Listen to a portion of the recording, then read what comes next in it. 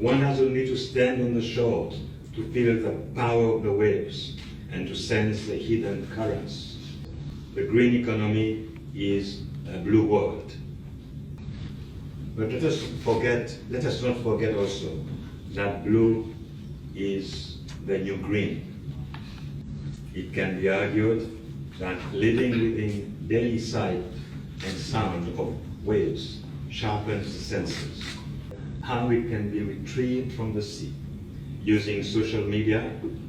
It is like discovering a new planet, but without leaving Mother Earth.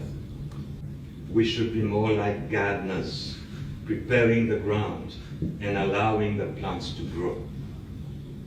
As one of the architects of seeds and as a pioneer of the blue economy, I was able to play a crucial role in shaping the idea.